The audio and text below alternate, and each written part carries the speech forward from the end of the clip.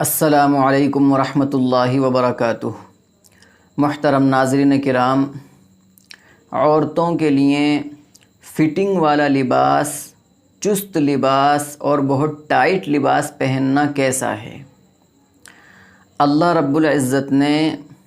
ہمیں اور آپ کو مسلمان بنایا اور اسلام جیسی عظیم نعمت اللہ نے ہمیں دی ہے، اور یہ اسلام، یہ اللہ رب العزت کا ایسا بہترین مذہب ہے اور سب سے اچھا اور سب سے نمایاں مذہب ہے، اور یہ اسلام سب سے زیادہ مہذب مذہب ہے کہ ہر موڑ پر اسلام نے انسان کی راہبری اور رہنمائی کی ہے۔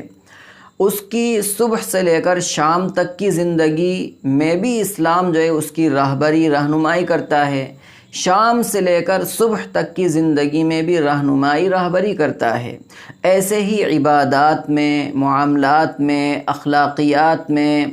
اور لین دین کے اندر، ایمانیات کے اندر، عقائد کے اندر، ہر جگہ اسلام ہماری رہنمائی کرتا ہے۔ کھانے پینے کے اندر بھی رہنمائی کرتا ہے، راہبری کرتا ہے۔ اسی کے ساتھ ساتھ انسان کا جو لباس ہے، اس لباس کے تعلق سے بھی یہ اسلام ہماری رہنمائی کرتا ہے، اور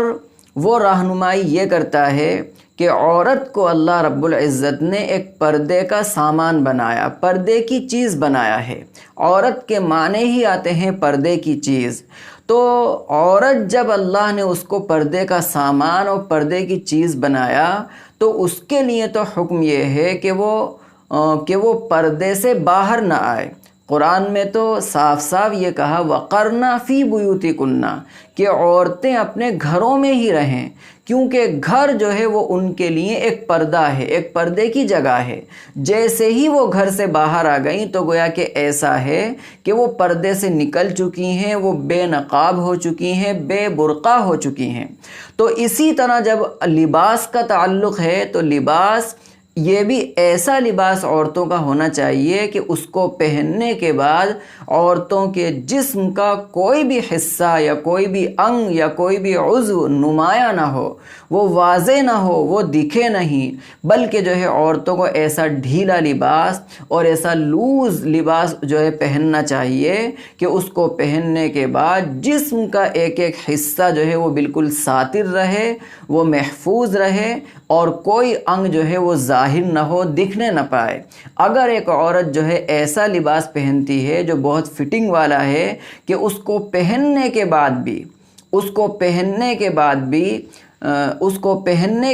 بھی وہ اس کا جسم دکھتا ہے، ہاتھ دکھتے ہیں، سینہ دکھتا ہے، پیٹ دکھتا ہے، رانیں دکھتی ہیں، اور بھی دیگر جو اعضاء ہیں وہ اگر دکھتے ہیں، تو حدیث کے اندر ایسی عورتوں کے تعلق سے تو فرمایا کہ قضا و قضا، یہ ایسی ہیں اور یہ ایسی ہیں، یعنی زنا کرنے والیاں ہیں اور اس طرح برے کام کرنے والیاں ہیں۔ اس لیے جو ہے عورتوں کے لیے حکم یہ ہے کہ وہ اپنا لباس جو ہے چست نہ پہنے، اور اسی طرح ٹائٹ اور فٹنگ والا لباس نہ پہنے، بلکہ ڈھیلا لباس وہ پہنے، اور اسی طرح لوز لباس جو ہے وہ پہنے۔ اور یہ حکم مردوں کے لیے بھی ہے۔ مرد جو ہے وہ بھی اپنا لباس جب پہنے تو وہ ایسا لباس ہو کہ جس کو پہننے کے بعد نہ ان کا پیٹ نظر آئے، نہ ان کی پیٹھ نظر آئے، نہ ان کا جو ہے اگلا اور پچھلا حصہ کچھ بھی نظر نہیں آئے، بلکہ اس کو پہننے کے بعد بالکل جو ہے وہ ساتر ہو جائے، اور اس کا جسم پورا کا پورا جو ہے وہ چھپ جائے